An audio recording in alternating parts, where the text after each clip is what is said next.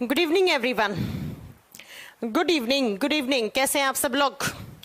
Good evening, welcome to future times coaching. Future times coaching की इस application पर बहुत बहुत स्वागत है।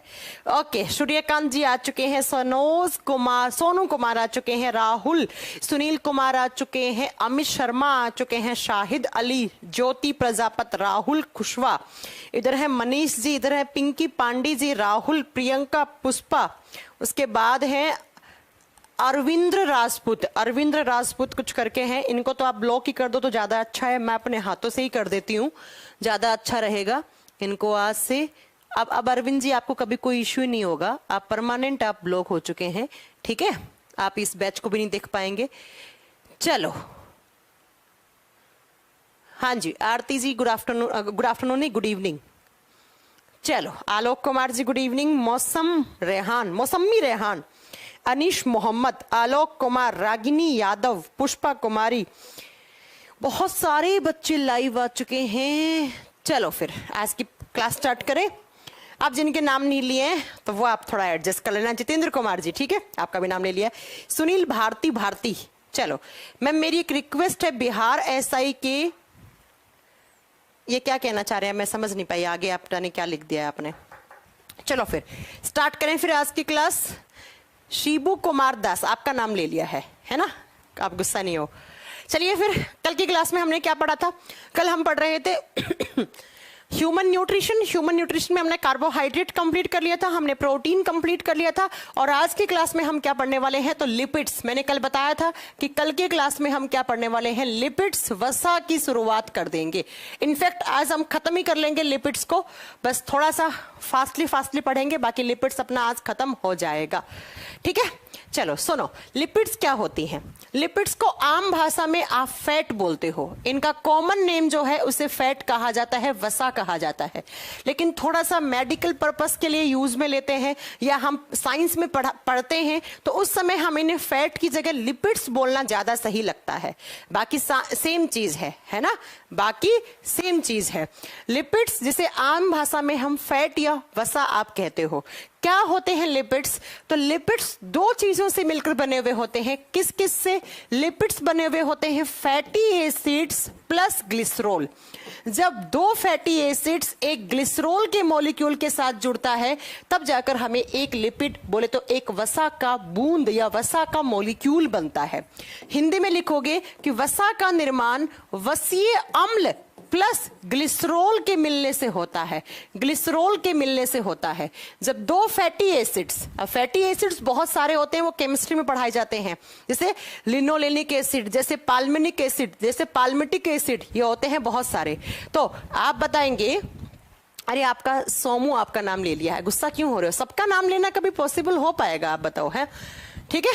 चलो, तो लिपिड्स ऐसा एक कोई भी मॉलिक्यूल जो फैटी एसिड और ग्लिसरॉल से मिलकर बना हुआ है उसे हम लिपिड या उसे हम वसा का नाम देते हैं।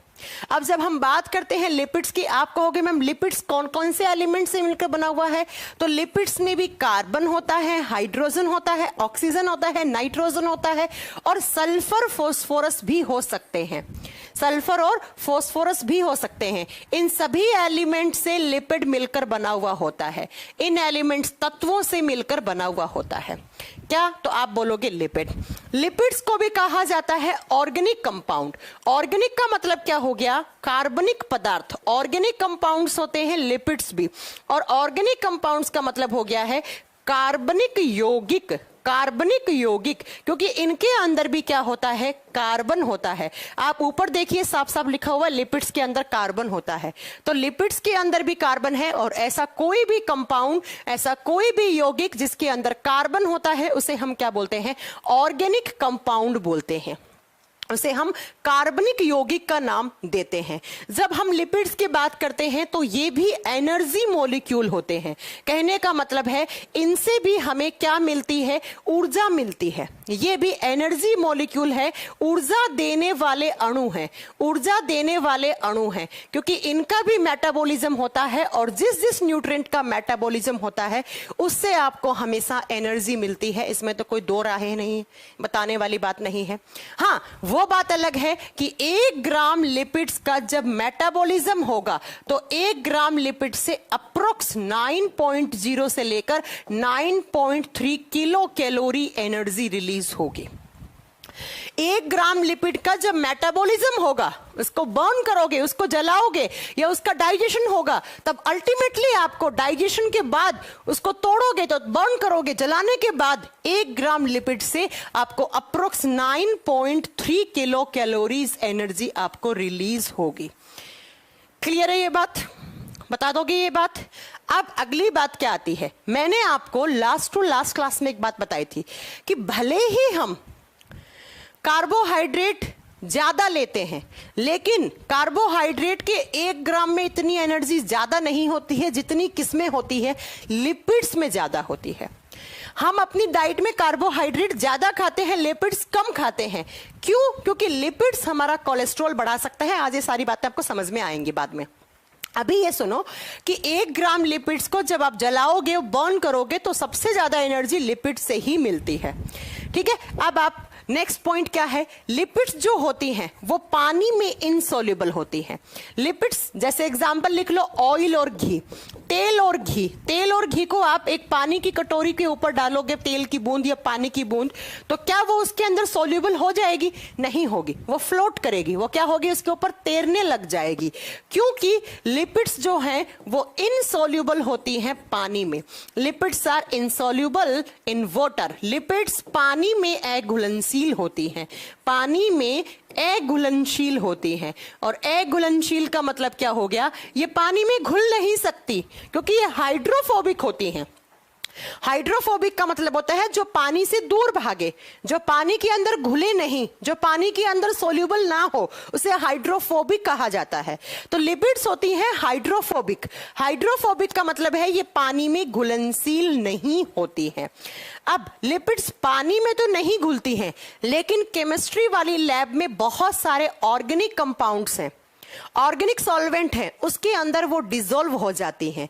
किसके अंदर घुलती हैं? जैसे आप देख लो ईथर, ईथर के अंदर घुल सकती हैं क्लोरोफॉर्म, क्लोरोफॉर्म, बेंजीन, ये सब होते हैं ऑर्गेनिक कंपाउंड्स। और ये कहाँ काम आते हैं? सारे केमिस्ट्री वाली लैब में या केमिस्ट्री में आप पढ़ते हैं। इन सब के अंदर लिपिड्स क्या होती हैं? सॉल्यूबल होती हैं। क्या होती हैं? सॉल्यूबल, घुलनशील होती हैं। तो अगर आपसे पूछ ले तेल और घी किसके अंदर घुल सकता है? ईथर के अंदर घुल सकता है, क्लोरोफॉर्म के अंदर घुल सकता है, बेंजीन के अंदर घुल सकता है, लेकिन तेल और घी कभी भी पानी में सॉल्यूबल नहीं हो सकता। अब लिपिड्स के लिए आप क्या क्या खाते हो, क्या क्या सोर्सेज लेते हो? सोर्सेज का मतलब है क्या क्या स्रोत। तो बच्चा आप खाओ ऑयल, तेल, किसी भी टाइप का तेल खाओ, लिपिड जाएगा ही जाएगा, फैटी एसिड आपके बॉडी में जाएगा ही जाएगा। अब तेल में आप सब लिख लो, मूंगफली का तेल, जैतून का तेल, बादाम का तेल, सरसों का तेल, सब लिख लो आप, है ना। और उसके अलावा है घी। घी आप जो भी घी खाते हैं, गाय का, भैंस का, या जिसका भी आप घी खाते हैं, ठीक है। इसके अलावा आप खाइए मीट। मीट का मतलब है वही मांस मच्छी खाइएगा अगर आप खाते हैं तो। मीट हो गया, फिश का मतलब मछली हो गया।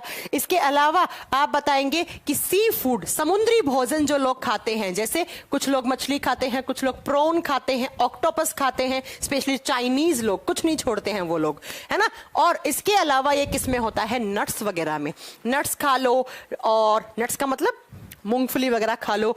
इसके अलावा आप आलमंड खा लो, बादाम खा लो। इसके अलावा आप ये होता है ना, जैसे सरसों खा लो, तो सरसों के अंदर भी सरसों का तेल निकलता है, तो तेल है ही, तो वैसे भी ये सारे आप लिख सकते हो। इसके आप बताओगे ETC, मतलब एक्सेट्रा एक्सेट्रा, इसके क्या होते हैं? सोर्सेज होते हैं।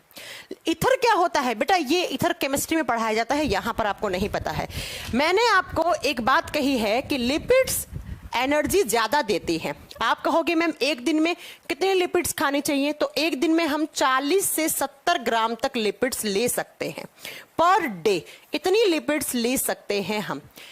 लेकिन याद रखिएगा कि लिपिड्स में एनर्जी बहुत ज्यादा है, ये बात मैं भी कह रही हूं, लेकिन लिपिड्स में से एनर्जी रिलीज करवाने के लिए आपको उतना ही वर्कआउट करना पड़ेगा, उतनी ही आपको फिजिकली एफर्ट ज्यादा लगाने पड़ेंगे। आप तेल और घी खाओ ज्यादा, लेकिन अगर आपने तेल और घी, रात को अपने घी के पराठे खाए और सो गए, आप आपने कोई जॉगिंग नहीं की, सुबह उठ के आपने वर्कआउट नहीं किया, आप जिम नहीं गए, आप जॉगिंग नहीं करते, दौड़ नहीं लगाई आपने, कुछ भी आप एक्सरसाइज करो, अदरवाइज वही जो फैट है, लिपिड है, जो घी वाला है, वो कोलेस्ट्रोल में कन्वर्ट हो जाएगा और आपका मोटापा बढ़ेगा, बीएमआई बढ़ेगा, आपका मोटापा बढ़ेगा और साथ में आपको बहुत सारी बीमारियां भी हो जाएंगी, जो आपको अभी थोड़ी देर के बाद समझ में आएगा।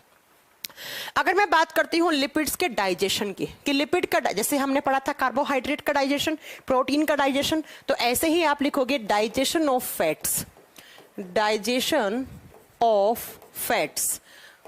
वसा का पाचन, वसा का पाचन कहां होता है वो सुनो। जब हम फैट की डाइजेशन की बात करते हैं तो फैट का डाइजेशन मेनली एक ही जगह होता है। कौन करता है वो सुनिए। फैट का डाइजेशन एक जूस होता है जिसे बोलते हैं बाइल जूस। ये अगर आपने मेरे से डाइजेस्टिव सिस्टम पढ़ रखा होगा तो उसमें पढ़ा होगा बाइल जूस, पित्त रस। ये पित्त रस कौन बनाता है? लीवर बनाता है, और लीवर को हम हिंदी में यकृत बोलते हैं।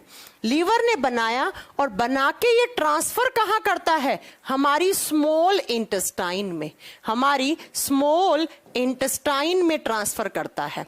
तो एक तो बाइल जूस जो है, जो किसने बनाया? लीवर ने, और लीवर बनाकर कहां पर छोड़ गया है? आप बताओगे कहां पर? हमारी छोटी आंत में। तो एक तो बाइल जूस डाइजेशन करता है फैट का छोटी आंत में, और दूसरा एक एंजाइम और होता है साथ में ही। कौन सा एंजाइम? Lipase enzyme. और ये एंजाइम किस में होता है? ये होता है पैनक्रियाटिक जूस में। ये एंजाइम किस में होता है? पैनक्रियाटिक जूस में, जिसे हम हिंदी में बोलते हैं अग्नाशय रस। जिसे हम हिंदी में क्या बोलते हैं? अग्नाशय रस। और ये लाइपेज एंजाइम और ऊपर जो मैंने बाइल जूस लिखा है, ये दोनों ही कहां पर आके गिरते हैं? सुनो ध्यान से। लीवर ने एक जूस बनाया, कौन सा? Bile juice. बनाकर कहां ट्रांसफर किया? स्मॉल इंटेस्टाइन में, छोटी आंत में। और छोटी आंत में फिर किसका डाइजेशन करेगा? ये फैट का करेगा। ऐसे ही पैनक्रियाटिक जूस आया किससे? पैनक्रियास से आया, और उसके अंदर कौन सा एंजाइम आया? तो आप बताओगे लाइपेज। तो इस लाइपेज ने, इस बाइल जूस ने, दोनों ने ही मिलकर किसका डाइजेशन करा? वसा का, फैट का डाइजेशन करा। कहां पर करा? तब आप बताओगे बेटा हमारी स्मॉल इंटेस्टाइन में। लीवर में नहीं होता है। कहीं आप सोचोगे लीवर में फैट का डाइजेशन होता है, नहीं। लीवर ने तो बाइल जूस बनाकर ट्रांसफर कर दिया स्मॉल इंटेस्टाइन में, छोटी आंत में, है ना। लीवर ने तो बनाकर ट्रांसफर कर दिया कहां पर? स्मॉल इंटेस्टाइन में, छोटी आंत में। तो कभी अगर एग्जाम में आ जाए ना फैट का डाइजेशन कहां होता है, तो कभी ऑप्शन में लीवर को सही मत कराना, गलत हो जाएगा बच्चा। क्यों हो जाएगा? क्योंकि लीवर तो बाइल जूस बनाकर स्मॉल इंटेस्टाइन में डाल रहा है, और वो बाइल जूस हेल्प करता है डाइजेशन में। ऐसे ही पैनक्रियाज ने पैनक्रियाटिक जूस बनाकर ट्रांसफर कर दिया किसके अंदर? स्मॉल इंटेस्टाइन में। और स्मॉल इंटेस्टाइन में किसका डाइजेशन होता है? फैट का डाइजेशन होता है। बात समझ में आ गई आपके मेरी? मैम बैकवर्ड फॉरवर्ड का ऑप्शन आ जाएगा, थोड़ा अभी हर किसी की एप्लीकेशन में प्रॉब्लम चल रही है, हमारी एप्लीकेशन में नहीं। आप किसी से भी ऑनलाइन एप्लीकेशन से पढ़ रहे होंगे, सब में बैकवर्ड फॉरवर्ड का ऑप्शन फिलहाल गायब है। आ जाएगा जल्दी, ठीक है, आ जाएगा। इस पे टेक्निकल टीम काम कर रही है। अब बात करते हैं बेटा कि लिपिड्स का फंक्शन क्या होता है, क्यों खाते हैं आप लिपिड्स। फंक्शन ऑफ लिपिड्स, वसा के कार्य। क्या काम करता है वसा? वसा के कार्य क्या काम करते हैं लिपिड्स? एक तो भैया वसा से एनर्जी मिलती है, तो पहला काम तो इनका क्या हो गया? They provide energy. ये ऊर्जा प्रदान करते हैं, ऊर्जा देते हैं हमारे बॉडी को। और ऊर्जा से क्या? उस ऊर्जा को काम में लेते हो आप, और आपका बॉडी क्या करता है? वॉक करता है, कार्य करता है। तो कहने का मतलब क्या हो गया? ये हमारे बॉडी की वर्किंग कैपेसिटी को इंक्रीज करते हैं, वर्किंग कैपेसिटी को इंक्रीज करता है, कार्य करने की क्षमता को बढ़ावा देता है। कौन बढ़ावा देता है? लिपिड्स। लिपिड्स, क्योंकि इसके अंदर एनर्जी होती है ना। नेक्स्ट आप बताओगे ये लिपिड्स क्या करता है। हमारे बॉडी में बहुत सारे स्मूथ ऑर्गन्स होते हैं। स्मूथ ऑर्गन्स का मतलब होता है बेटा जो सॉफ्ट होते हैं। सॉफ्ट है जिसे प्रोटेक्शन की जरूरत है, जिसे सुरक्षा की जरूरत है। मान लो ऐसे कोई एक ऑर्गन है, ये बेचारा बहुत सॉफ्ट है, तो लिपिड्स क्या करते हैं, इस ऑर्गन के चारों तरफ एक अपनी ऐसे लेयर बना लेंगे और इस लेयर से इस ऑर्गन को क्या मिल जाएगी, सुरक्षा मिल जाएगी, प्रोटेक्शन मिल जाएगी। तो ये क्या करते हैं, हमारे स्मूथ ऑर्गन्स को प्रोटेक्शन प्रोवाइड करते हैं। प्रोटेक्शन का मतलब है उन्हें सुरक्षा देते हैं।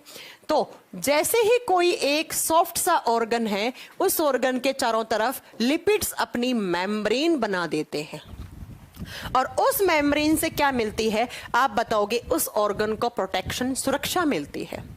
अगला, लिपिड्स क्या करते हैं, हमारी स्किन को या हमारे बॉडी को वाटर प्रूफ बनाता है। लिपिड्स क्या करते हैं, हमारे स्किन को या बॉडी को वाटर प्रूफ बनाता है।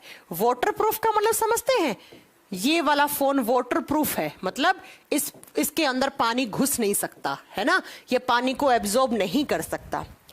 ऐसे ही हमारे बॉडी को वाटरप्रूफ बनाने का काम किसका होता है, लिपिड्स का होता है। बेटा आप एक बाल्टी पानी से नहाते हैं और जितना पानी आपने शरीर पे डाला उतना ही पानी आपके शरीर से होता हुआ नीचे की तरफ चला जाता है, बह जाता है। कभी ऐसा हुआ है कि एक बाल्टी पानी अपने अंदर डाला, शरीर पे डाला, तो वो उस पानी का एब्जॉर्प्शन कर लिया आपकी स्किन ने? कभी ऐसा नहीं हुआ है ना। क्यों? क्योंकि आपकी स्किन जो है वो वाटर प्रूफ है। वो क्या नहीं कर सकती, वो पानी का अवशोषण नहीं कर सकती, क्योंकि हमारी ये जो स्किन की जो आउटर वाली लेयर है ना, इसके अंदर क्या होता है, ज्यादा लिपिड्स होता है। और लिपिड्स मैंने कह दिया पानी में एक घुलनशील होते हैं, इसीलिए ये हमारे स्किन को वाटरप्रूफ बनाने का काम करती हैं। अगर लिपिड्स हमारे बॉडी में नहीं होते तो आप जितनी बाल्टी पानी से नहाते वो सारा आपका बॉडी एब्जॉर्ब कर लेता, उसका अवशोषण कर लेता। अगला नेक्स्ट क्या है, लिपिड्स हमारे बॉडी में कोलेस्ट्रॉल का, देखने सारे काम, एनर्जी देता है, स्मूथ ऑर्गन्स को प्रोटेक्शन प्रोवाइड करता है। अगला आप क्या बताओगे, हमारे बॉडी को वाटरप्रूफ बनाता है। फोर्थ नंबर पे क्या आएगा, जो लिपिड्स है वो क्या करते हैं, it is helpful in formation of cholesterol.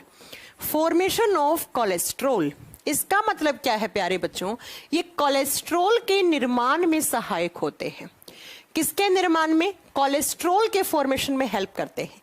अब ये कोलेस्ट्रॉल क्या होता है थोड़ी बहुत देर के बाद समझ में आएगा, अभी फिलहाल लिख के छोड़ दो कि वसा कोलेस्ट्रॉल के निर्माण में भी सहायक है, निर्माण में सहायक है।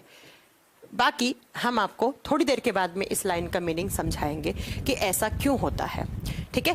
हाँ, अगले वीक से मैं केमिस्ट्री की क्लास स्टार्ट कर दूंगी, अगले वीक से आपकी केमिस्ट्री की क्लास स्टार्ट कर दूंगी। हालांकि इसी वीक में करनी थी, लेकिन इस वीक में बहुत सारे काम आ गए थे मुझे, इसलिए नहीं कर पाई थी।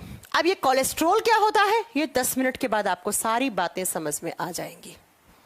ये सारे फंक्शन आपको समझ में आ गए। स्मूथ ऑर्गन का प्रोटेक्शन देगा लिपिड्स, लिपिड्स एनर्जी देता है, लिपिड्स की वजह से हमारी कार्य करने की क्षमता में बढ़ोतरी होती है, लिपिड्स वाटरप्रूफ बनाता है हमारी स्किन को या बॉडी को, लिपिड्स कोलेस्ट्रॉल का फॉर्मेशन करता है। अब कोलेस्ट्रॉल आगे बात करेंगे, क्या होता है कोलेस्ट्रॉल, ठीक है। चलो, क्या होता है कोलेस्ट्रॉल, इससे पहले हम क्या बात करने वाले हैं, इससे पहले हम बात करेंगे, मैंने कहा लिपिड्स किसके बने हुए होते हैं, लिपिड्स बने हुए होते हैं फैटी एसिड्स के। तो हमारे बॉडी में 2 टाइप के फैटी एसिड्स, या इन जनरल आप लिख सकते हो 2 टाइप के फैटी एसिड्स होते हैं। यहां से एग्जाम में क्वेश्चन आता है, इस कॉन्सेप्ट को अच्छे से समझना। 2 टाइप के फैटी एसिड्स होते हैं। आप या तो ये लिखिए कि वसीय अम्ल 2 प्रकार के होते हैं, या आप ऐसे भी लिख सकते हो फैट 2 टाइप की होती है, वसा 2 प्रकार की। जैसे अमीनो एसिड 2 टाइप के थे या प्रोटीन 2 टाइप के थे, वैसे ही फैट 2 टाइप की है या फैटी एसिड 2 टाइप के है, कैसे भी लिख दो। करीलाल यादव का कहना है, मेरी फर्स्ट लाइव क्लास है, कहां थे आप इतने दिन हैं। फैटी एसिड्स या फैट 2 टाइप के होते हैं, कौन कौन से, सुनिए। पहला है essential fatty acids. Essential fatty acids essential लिखो, लेकिन इसेंशियल से ज्यादा अच्छा रहेगा आप पहले ऐसे समझो, बाद में इसेंशियल वाला भी बताएंगे आपको ना। पहले ये वाली आप क्लासिफिकेशन पढ़ो, सैचुरेटेड फैटी एसिड्स, ताकि आपको अगला समझ में आए। Saturated fatty acids, Hindi medium वाला बच्चा क्या लिखेगा? संतृप्त वसीय अम्ल, संतृप्त वसीय अम्ल। और दूसरी तरफ लिखेंगे आप अनसैचुरेटेड फैटी एसिड्स। दूसरी तरफ क्या लिखेंगे? Unsaturated fatty acids. बच्चा ध्यान से, मैंने एफए लिख दिया, समझ जाओगे एफए का मतलब क्या है? Fatty acids. समझ में तो आ रहा है ना आप लोगों को? अगर किसी को भी कहीं पर भी कोई डाउट हो मुझे रोक दीजिए, बोलिए मैम समझाइए। कमेंट सामने लगे हुए हैं, सबके कमेंट देख रही हूं मैं। कहीं पर भी आपको कोई डाउट आएगा मैम बताइए, मैं तुरंत बता दूंगी आपको। इसे हिंदी में बोलते हैं असंतृप्त वसीय अम्ल, असंतृप्त वसीय अम्ल। एक बच्चा कह रहा है मैम टेस्ट सीरीज के बारे में बताओ। राहुल जी अभी बताएंगे टेस्ट सीरीज के बारे में। एक नया वेबसाइट लॉन्च हुआ है हमारा, जिसमें हम आपको टेस्ट सीरीज बहुत सारे एग्जाम के लिए, एकदम जैसे एग्जाम आप रियल टाइम जैसे एग्जाम देने जाओगे वैसा का वैसा आपको एक्सपीरियंस अगर लेना है तो टेस्ट सीरीज लगाओ। अगर आपने थ्योरी वाला पार्ट पढ़ लिया है तो टेस्ट सीरीज लगाना स्टार्ट कर दो, है ना। और उसके लिए हमारी वेबसाइट है, इसे विजिट कर लेना। मैं यहां पे लिख रही हूं www.futuretimestest.com। टाइम्स एक साथ लिखना, ठीक है? थोड़ा सा इसे ऐसे करती हूं, timestest.com। रेलवे, एसएससी, डिफेंस, सब एग्जाम के लिए उस पर टेस्ट सीरीज है। और बहुत सारी चीजें तो आपको वहां पर फ्री ऑफ कॉस्ट मिलने वाली हैं। डेली करंट अफेयर इमेजेस के साथ, क्विज पड़े हैं, प्रीवियस ईयर। बहुत सारे बच्चे बोलते हैं प्रीवियस ईयर के पेपर कहां से डाउनलोड करें, तो यहां से कर लेना प्रीवियस ईयर। रेलवे के प्रीवियस ईयर है, NTPC, CBT 1, CBT 2, group D, ऐसे ही सीजीएल के पड़े हैं, सीएचएसएल के पड़े हैं, एमटीएस के पड़े हैं, यूपीएसआई के पड़े हैं, एसएससी जीडी के पड़े हैं। और लाइव टेस्ट भी इसमें, परसों सीबीटी 2 का लाइव टेस्ट होने वाला है इस पर, इस वेबसाइट पे, ठीक है? तो एक बार जाकर चेक कर लेना आप इस वेबसाइट को। सुनिए, दो टाइप के फैटी एसिड्स होते हैं। एक मैंने बोला सैचुरेटेड फैटी एसिड्स, दूसरा मैंने बोला अनसैचुरेटेड फैटी एसिड्स। संतृप्त वसीय अम्ल और असंतृप्त वसीय अम्ल। पहले सुनो क्या होते हैं। हाँ, गूगल क्रोम पे सर्च करोगे, जहां वेबसाइट सर्च करते हो ना वहां सर्च करोगे ये बेटा, वहीं पर आएगा। देखो अब क्या होते हैं सैचुरेटेड फैटी एसिड्स। सुनो, ऐसा फैट या ऐसा कोई फैटी एसिड्स जिसमें कार्बन कार्बन के बीच में सिंगल बॉन्ड हो। इसकी ना 3 तरीके से परिभाषा बनेगी। पहली परिभाषा है जिसमें कार्बन कार्बन के बीच में सिंगल बॉन्ड हो। सिंगल बॉन्ड का मतलब है एकल बंध हो, सिंगल बॉन्ड हो। भाई फैटी एसिड्स है, कार्बन तो होगा ना, क्योंकि ये ऑर्गेनिक कंपाउंड है। और ऑर्गेनिक कंपाउंड के लिए, हाँ यूपी टेट के लिए है बेटा, उसमें टेस्ट सीरीज जाओ आप, टीचिंग वाले सेक्शन में जाना। यूपी टेट, सी टेट सबके लिए। और सी टेट का तो लाइव वो भी होने वाला है, टेस्ट भी होने वाला है परसों। चलो सुनो, मैंने कहा लिपिड्स 2 कैटेगरी में डिवाइडेड होती है। लिपिड्स में कार्बन होता है, मतलब कार्बन की एक लंबी सी चेन होती है। सिर्फ अकेला कार्बन नहीं, कार्बन बहुत सारी चेन बनाता है लंबी सी एक लिपिड्स के स्ट्रक्चर के अंदर। तो जो कार्बन कार्बन के बीच में सिंगल बॉन्ड है, कार्बन कार्बन के बीच में सिंगल बॉन्ड है, ऐसी लिपिड्स को या ऐसे फैटी एसिड्स को सैचुरेटेड फैटी एसिड्स कहते हैं। पहला डेफिनेशन बुक्स में आपको ऐसा मिलेगा, जहां पर कार्बन कार्बन के बीच में या तो डबल बॉन्ड हो या कार्बन कार्बन के बीच में ट्रिपल बॉन्ड हो। अब ये बॉन्ड तो आप केमिस्ट्री में पढ़ोगे, अब मैं ये नहीं बता पाऊंगी, ठीक है? सिंगल बॉन्ड लंबा होता है, फिर डबल बॉन्ड होता है, फिर ट्रिपल बॉन्ड होता है, सब केमिस्ट्री में पढ़ते हैं आप। जहां पर डबल बॉन्ड हो, कार्बन कार्बन के बीच में द्विबंध हो, 2 बंध हो, या कितने हो, ट्रिपल बॉन्ड। ट्रिपल बॉन्ड का मतलब है त्रिक बंध, 2 बंध हो या 3 बंध हो, तो उसको बोलेंगे हम अनसैचुरेटेड फैटी एसिड्स, असंतृप्त वसीय अम्ल। असंतृप्त वसीय अम्ल बोलेंगे उसे। पहला डेफिनेशन बुक्स में आपको मिलेगा। दूसरा सुनो, ये वाली लिपिड्स ऐसी होती हैं जो मेनली प्लांट प्रोडक्ट से मिलती हैं, जो हमें मेनली कहां से, सॉरी मेनली मतलब सैचुरेटेड है ना, तो एनिमल प्रोडक्ट से मिलती हैं। Mainly obtained from animal products. Animal products का मतलब क्या हो गया बच्चा? ये मुख्यतः जंतुओं के उत्पाद से मिलते हैं। अब जंतुओं के उत्पाद क्या हो गया? जैसे दूध हो गया, दूध में भी फैट होता है। गाय के दूध में फैट कम होता है, भैंस के दूध में फैट ज्यादा होता है, अप्रोक्स 7 से 7.5% होता है। ठीक है, तो जैसे दूध से बनने वाली चीज होगी, चीज हो गया, बटर हो गया, मक्खन हो गया, घी हो गया, तो इन सब से मतलब एनिमल प्रोडक्ट से ये मेनली का मतलब अधिकांशतः ज्यादातर ये एनिमल प्रोडक्ट से मिलते हैं। वो कौन सी होती हैं? सैचुरेट मतलब संतृप्त वसा। और जो मेनली प्लांट प्रोडक्ट से मिलती हैं, mainly obtained from plant products, मतलब प्लांट के उत्पादों से मिलती हैं। जैसे आप देखो तेल, सारे प्रकार के तेल, कौन कौन सा? सरसों का तेल, जैतून का तेल, तिल का तेल, और कौन कौन से आते हैं? मूंगफली का तेल, बादाम का तेल। इनमें जो फैट होगी वो कौन सी होगी? असंतृप्त। तो ये कौन सी हो गई? ये दूसरा हो गया डिफरेंस। अब तीसरा डिफरेंस क्या है? और जो सबसे ज्यादा वैलिड परिभाषा बनेगी वो ये बनेगी। अगर सबसे ज्यादा वैलिड डेफिनेशन बनेगी इन दोनों की, तो वो जो मैं अगला पॉइंट लिखने वाली हूं यही बनेगा। ऐसा कहा जाता है कि जब सैचुरेट किसी फैट को, ऐसा कोई फैटी एसिड्स है जिसको आप गर्म करेंगे, ऑन हीटिंग उसका टेम्परेचर ज्यादा देंगे उसे, तो वो कौन सी स्टेट में आ जाएगा? अपनी लिक्विड स्टेट में आ जाएगा, वो तरल अवस्था में आ जाएगा।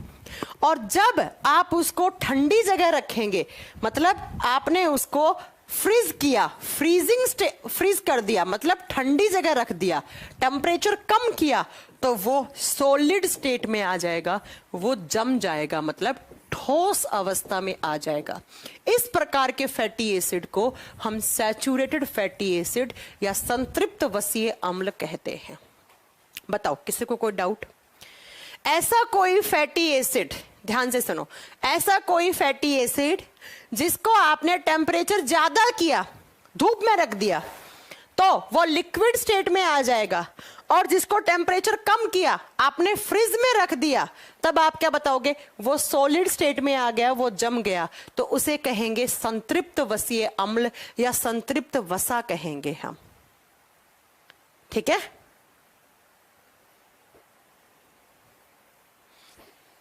समझ गए मेरी बात? दूसरी तरफ इधर आओ, अनसैचुरेटेड फैटी एसिड को, इनको ऑन हीटिंग, इनको चाहे आप गरम कर लो, चाहे आप फ्रीज कर लो, मतलब चाहे टेम्परेचर बढ़ा दो, चाहे टेम्परेचर कम कर दो, दे रिमेन्स ऑन लिक्विड स्टेट। ये हमेशा अपनी कौन सी अवस्था में रहते हैं? आप बताओगे, ये हमेशा अपनी तरल अवस्था में रहते हैं।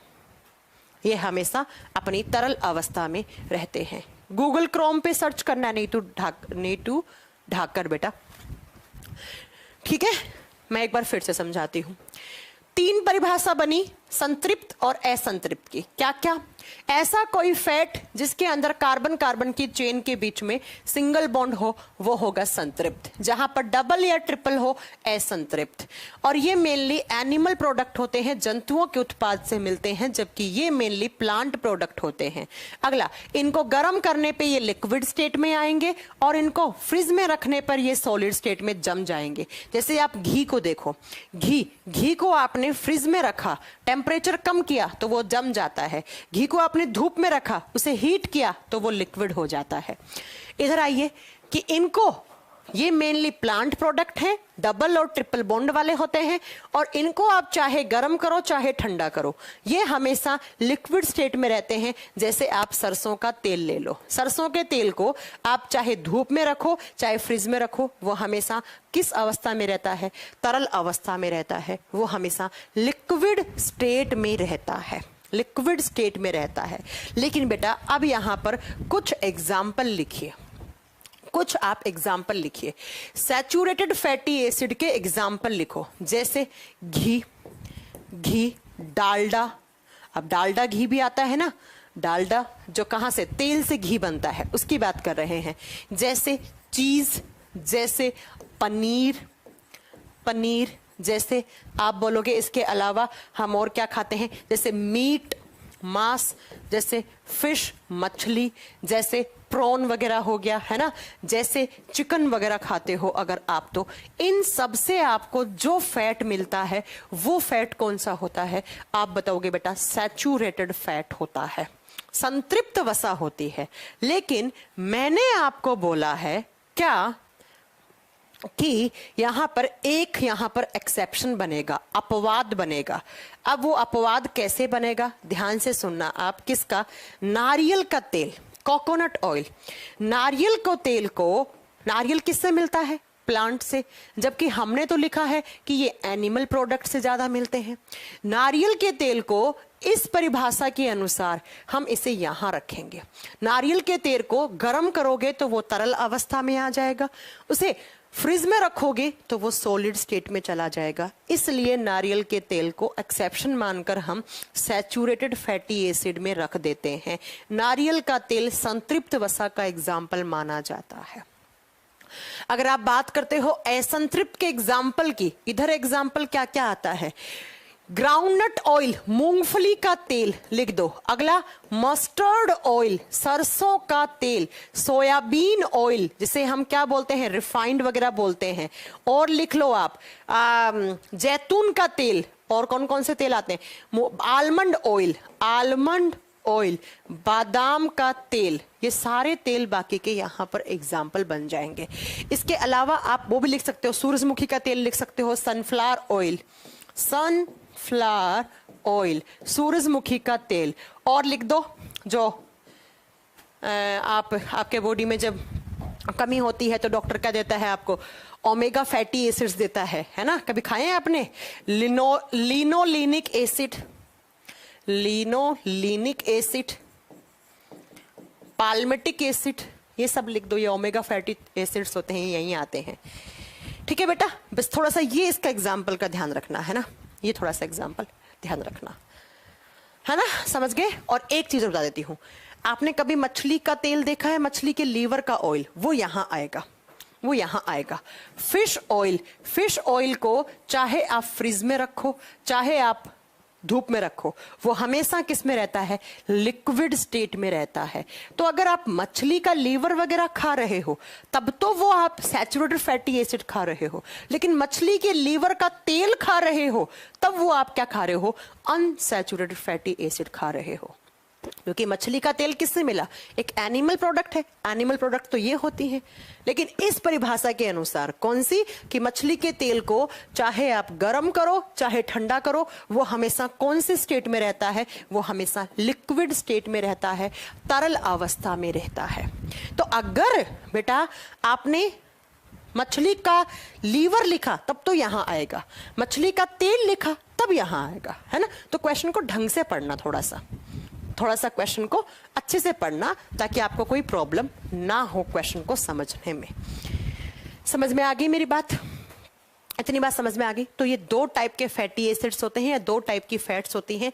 एक होती हैं, बता दोगे एग्जांपल कि घी कौन सा होता है, और नारियल का तेल किस में आता है? अगर फिश का लीवर ऑयल पूछे तो किस में आता है? सनफ्लावर ऑयल, सूरजमुखी का तेल, जैतून, ऑलिव ऑयल, इंग्लिश में बोलते हैं ऑलिव ऑयल, हिंदी में बोलते हैं जैतून का, जो भी तेल आता है, तिल का तेल आता है, मूंगफली का तेल आता है, मछली का तेल, सोयाबीन, सरसों का तेल, सूरजमुखी का तेल, रिफाइंड वाला, ये सब इसमें एग्जाम्पल में आते हैं, है ना?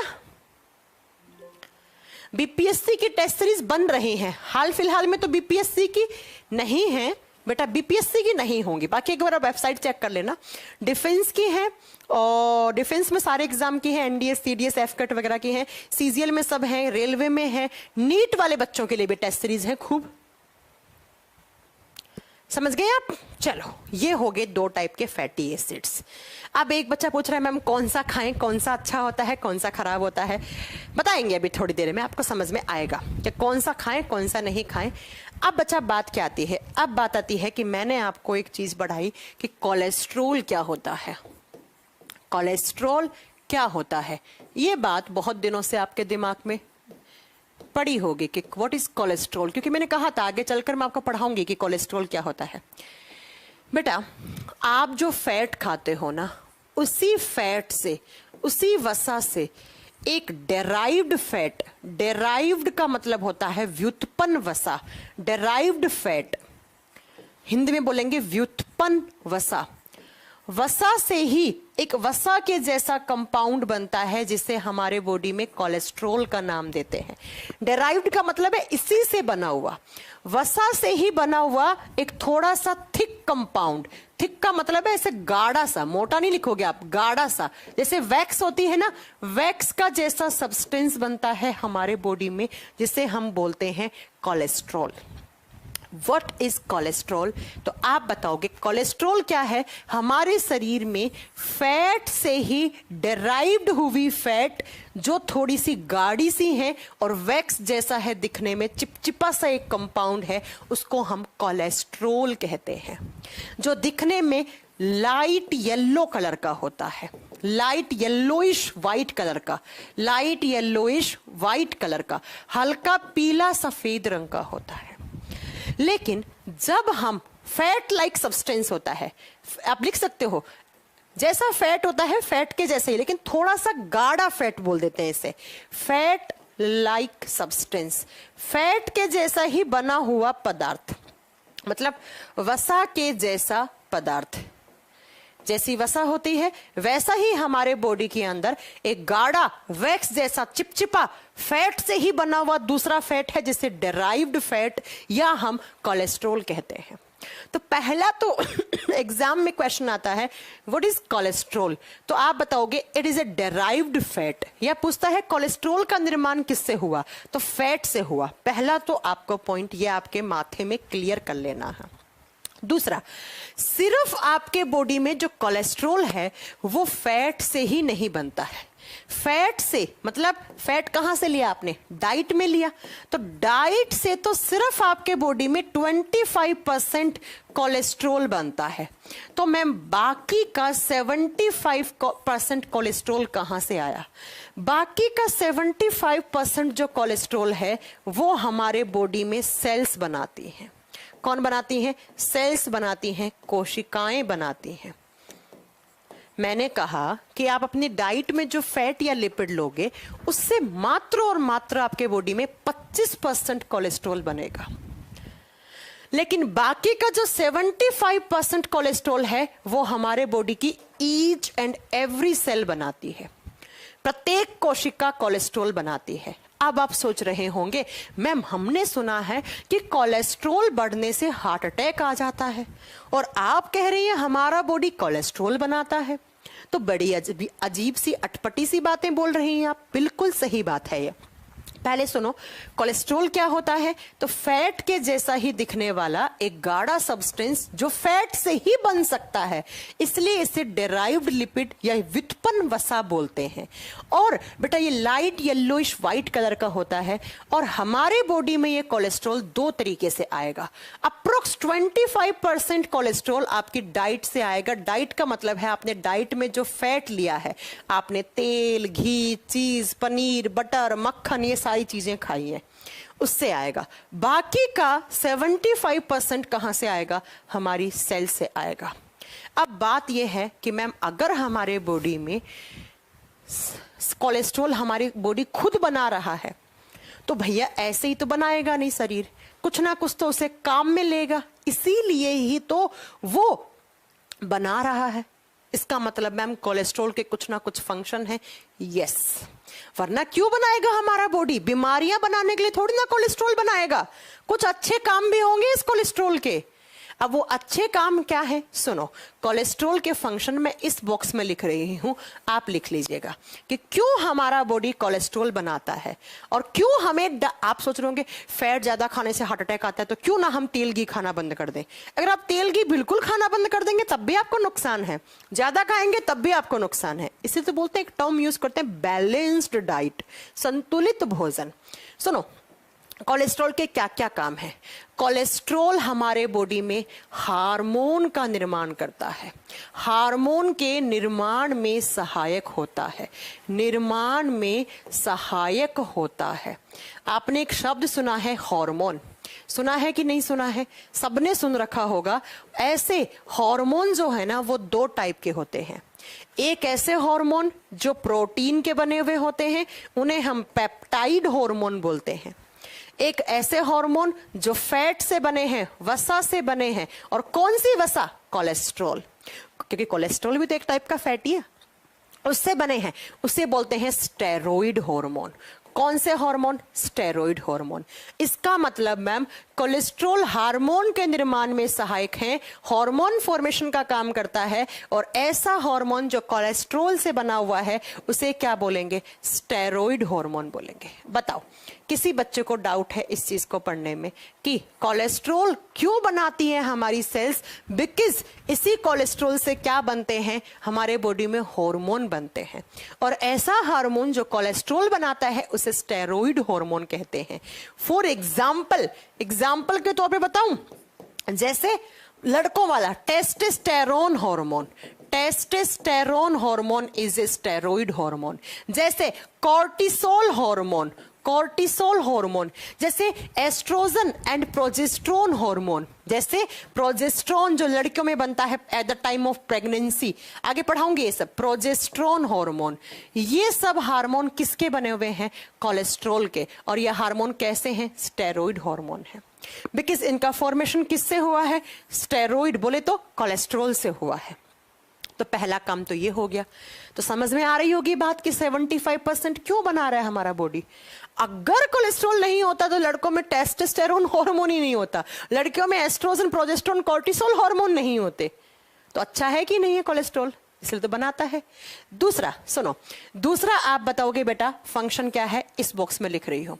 आप बहुत बार सुनते हैं, ये आपको आगे पढ़ाऊंगी, कि हमारे बॉडी में एक विटामिन बनता है। और कौन सा विटामिन बनता है? विटामिन डी बनता है हमारे बॉडी में। बताओ कितने बच्चे जानते हैं ये बात? फटाक से यस और नो लिखो। ये बात कितने बच्चों ने सुनी है आज तक कि हमारे बॉडी में विटामिन डी बनता है? जल्दी बताओ बेटा, जल्दी, अपने पास अभी 15 मिनट हैं, जल्दी बताओ कितने बच्चों ने ये बात जानते हैं? सबने सुना? यस यस आ रहा है सबका, शाबाश। सुनो, विटामिन डी बनता है हमारी स्किन में। ये बात बिल्कुल सच है कि हमारी स्किन में विटामिन डी बनता है। कभी आपने अपना दिमाग लगाया कि कैसे बनता है विटामिन डी? किससे बनता है? तो इसी कोलेस्ट्रॉल से। कोलेस्ट्रॉल का एक कंपाउंड होता है जिसे बोलते हैं 7 हाइड्रोक्सी कोलेस्ट्रॉल। 7 हाइड्रोक्सी कोलेस्ट्रॉल ये एक कंपाउंड है और इसी कंपाउंड से बनता है आपकी स्किन में विटामिन डी। इसका मतलब मैम अगर कोलेस्ट्रॉल नहीं होता तो विटामिन डी भी नहीं बनेगा। और विटामिन डी तो भैया बहुत जरूरी होता है हमारी हड्डियों के लिए, हमारी हड्डियों को मजबूत और क्या करता है आप बताओगे बेटा? रिजिड, कठोर बनाता है विटामिन डी। तो देखो दूसरा काम कोलेस्ट्रॉल का क्या हो गया? ये तो विटामिन डी के फॉर्मेशन में हेल्प कर रहा है। तो कोलेस्ट्रॉल अच्छा हुआ या बुरा? मैम अच्छा, अभी तक तो अच्छा है मैम, अभी तक तो। तीसरा देखो कोलेस्ट्रॉल का काम। तीसरा काम कोलेस्ट्रॉल क्या करता है? हमारे बहुत सारे ऐसे टिश्यू होते हैं जिसका निर्माण सिर्फ और सिर्फ कोलेस्ट्रॉल से होता है। टिश्यू के फॉर्मेशन में हेल्प करता है कोलेस्ट्रॉल। किसके निर्माण में? ऊतकों के निर्माण में काम आता है कोलेस्ट्रॉल। और साथ में ही बहुत सारे ऑर्गन्स के बाहर मेम्ब्रेन बनती हैं, मेम्ब्रेन्स फॉर्मेशन में भी काम आता है। मेम्ब्रेन झिल्ली, मैंने आपको पढ़ाया है कि हर एक ऑर्गन को प्रोटेक्शन देने के लिए उसके चारों तरफ एक मेम्ब्रेन लगी हुई होती है। और उस मेम्ब्रेन को हम क्या कहते हैं? जैसे लीवर वाली होगी उसको अलग कहेंगे, हार्ट वाली होगी उसका अलग नाम होगा। मतलब एक ऑर्गन है उसको आप बताओगे कि उसको अगर प्रोटेक्शन देना है तो उसके चारों तरफ एक मेम्ब्रेन लगी हुई होती है। और वो मेम्ब्रेन किसकी बनी हुई होती है? कोलेस्ट्रॉल की। तो देखो कोलेस्ट्रॉल तो अच्छे काम कर रहा है, यहां तक तो अच्छे काम कर रहा है कोलेस्ट्रॉल। कोलेस्ट्रॉल ने बहुत सारे हार्मोन बना दिए हैं, कोलेस्ट्रॉल ने विटामिन डी बनाया, कोलेस्ट्रॉल ने टिश्यूज बनाए, कोलेस्ट्रॉल ने हमारे ऑर्गन्स के बाहर की झिल्लियां बनाई, मेम्ब्रेन बनाई। इसीलिए तो हमारा बॉडी 75% कोलेस्ट्रॉल अपने आप बना ले रहा है, अपने आप बना ले रहा है, लेकिन बाकी का 25% हम कहां से लेते हैं? डाइट के थ्रू लेते हैं। इसका मतलब आपको अभी तक क्या समझ में आया कि कोलेस्ट्रॉल एक फैट से ही डिराइव्ड हुआ फैट है, जो गाढ़ा है, हल्का सा पीला है दिखने में, और वैक्स जैसा सब्सटेंस है। मतलब जब ऐसे उसको बाहर निकाल के ऐसे उठाओगे तो थोड़ा सा ऐसे लार सी टपकेंगी, जैसे वैक्स से टपकती हैं वैसा। ऐसा सब्सटेंस कोलेस्ट्रॉल कहलाता है। कोलेस्ट्रॉल का जो 100% अमाउंट है, उसमें से अप्रोक्स 75% कोलेस्ट्रॉल हमारा बॉडी में हर एक सेल बनाकर 75% बना लेती है। बाकी का 25% के लिए हम डाइट पे डिपेंड करते हैं। डाइट में हम क्या लेते हैं? फैट वाले सब्सटेंस लेते हैं, जैसे तेल, घी, मक्खन, चीज, बटर, दूध, इस सब में फैट होता है। अब क्यों बनाता है बॉडी, या डाइट में क्यों जरूरी है? क्योंकि ये सारे कोलेस्ट्रॉल के फंक्शन हैं। तो अगर नहीं बनाया आपके शरीर में तो ये हार्मोन नहीं बनेंगे, और ये हार्मोन नहीं बने तो इसका दुष्परिणाम बहुत गंदा हो सकता है। ना ही विटामिन डी बनेगा, ना ही टिश्यूज के फॉर्मेशन में प्रॉब्लम आने लग जाएगी, मेम्ब्रेन्स भी नहीं बनेंगी। इसलिए कोलेस्ट्रॉल बनाना बड़ा ही जरूरी है। इसलिए कोलेस्ट्रॉल बनाना बड़ा जरूरी है। लेकिन ये जो कोलेस्ट्रॉल है, अब आप पूछोगे मैम कौन सा, मतलब कोलेस्ट्रॉल फिर अच्छा ही अच्छा है तो बुरा कैसे होगा? बेटा, हमारे बॉडी में कोलेस्ट्रॉल 2 टाइप का होता है। There are 2 types of cholesterol. Cholesterol 2 type का होता है। कोलेस्ट्रॉल 2 प्रकार का होता है। एक होता है HDL, एक होता है LDL। HDL, LDL ये पढ़ेंगे कल की क्लास में, बिकॉज अभी मेरी एक प्रैक्टिस बूस्टर बैच में क्लास है 9 बजे, इसलिए ठीक है। ये हम आपको कल पढ़ाएंगे। 9 से 10 भी क्लास है। उसके बाद SSSGD का यूट्यूब पे लगा हुआ है। बड़ी मेहनत होती है यार, ठीक है। तो आज की क्लास में हमने फैट के बारे में पढ़ा। फैटी एसिड्स को 2 कैटेगरी में डिवाइड कर दिया, सैचुरेटेड, अनसैचुरेटेड। उसके बाद कोलेस्ट्रॉल के बारे में थोड़ी सी जानकारी मिली। कल हम पढ़ेंगे LDL और HDL के बारे में, और कल समझ में आएगा कि कोलेस्ट्रॉल ज्यादा होने से क्या होता है, ठीक है। फैट वाला टिश्यू एडिपोज टिश्यू कहलाता है। राहुल कुशवाहा, राहुल आप बहुत ब्रिलियंट स्टूडेंट हैं, बता, आप हमेशा अच्छे क्वेश्चन पूछते हैं, बहुत अच्छे स्टूडेंट हैं आप सच में। मैम विटामिन डी सनलाइट से भी बनता है। अरे भाई साहब, जिस किताब में लिखा हो उस किताब को पढ़ना बंद कर दो। सनलाइट एज ए कैटलिस्ट काम करता है। सनलाइट की प्रेजेंस में हमारी स्किन में बहुत जल्दी जल्दी विटामिन डी बनता है। सनलाइट से विटामिन डी नहीं बनता है, सनलाइट की उपस्थिति में विटामिन डी बनता है। दोनों लाइन में बहुत बड़ा डिफरेंस है, ठीक है। सनलाइट से नहीं बनता, सनलाइट की प्रेजेंस में हमारी स्किन में विटामिन डी बहुत जल्दी जल्दी बनने लग जाता है, ठीक है। किसने पूछा है? सोनल केशरी। सोनल, आज के बाद कभी भी ये नहीं बोलोगे कि विटामिन डी सनलाइट से मिलता है, नहीं। विटामिन डी के प्रोडक्शन के लिए सनलाइट एज ए कैटलिस्ट काम करता है, बहुत फास्ट बना देगा। दोनों चीजें अलग अलग हैं लाइनें। हाँ, सब कुछ है PDF में। और बताओ, किसी का कोई डाउट?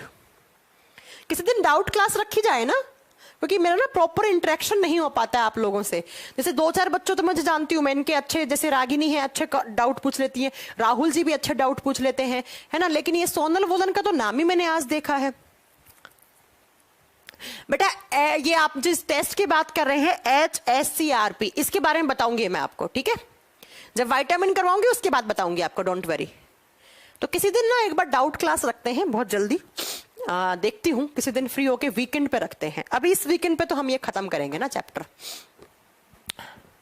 चलो फिर, हाँ, एक बच्चा पूछ रहा है मैम कल क्लास है। देखो बेटा, कल मुझे एक काम है, अगर कल क्लास हुई तो शेड्यूल में लग जाएगी, अदरवाइज परसों मैं आपकी लंबी क्लास लूंगी। जैसा मैंने आपको प्रॉमिस किया था कि इस संडे में एक लंबी, सैटरडे संडे में लंबी क्लास लूंगी। अगर कल नहीं हुई तो परसों मैं एक लंबी क्लास लूंगी, और अगर कल हुई तो भाई साहब फिर परसों थोड़ी छोटी क्लास रखेंगे, लेकिन रखेंगे, ठीक है। बाकी आप शेड्यूल में एक बार देख लीजिएगा, है ना। और टेस्ट सीरीज किसी को ज्वाइन करनी है तो अभी जाकर आप लोग इस वेबसाइट को विजिट कर लीजिएगा, www.futuretimestest.com। और प्लीज इस वेबसाइट के बारे में शेयर भी कर देना। मैंने इंस्टाग्राम पे पोस्ट लगाया है, आप लोग मुझे इंस्टाग्राम पे फॉलो करते हो? मेरा ये इंस्टाग्राम आईडी है, वहां से आपको लिंक भी दे दिया जाएगा, नहीं तो अपने इंक्वायरी नंबर से ले लो। ये मेरा इंस्टाग्राम आईडी है, आप यहाँ फॉलो कर सकते हैं, मैंने वहां पर लिंक भेजा है। मैम आप बहुत अच्छा पढ़ाती हैं। अच्छा, टीजीटी का पढ़ना चाहते हैं आप मेरे से? टीजीटी के लिए राहुल एसएस तो कोई बैच नहीं है, लेकिन आप इसी से अपने बहुत सारे कॉन्सेप्ट क्लियर कर सकते हैं टीजीटी के लिए। मैम विटामिन अच्छे से पढ़ा दीजिएगा, इतना अच्छे से पढ़ा देंगे आपको जीवन में कभी विटामिन वाले चैप्टर से कोई डाउट आएगा ही नहीं, ठीक है? प्रॉमिस प्रिया। चलो, तो आज के लिए इतना ही रखते हैं। आप लोग डेट डिसाइड कर लेना किस डेट को एक डाउट क्लास रखनी है, जिस डेट को आप बोलोगे उस दिन मैं रख लूंगी, है ना? चलिए फिर आज के लिए इतना है। Thank you very much, bye bye.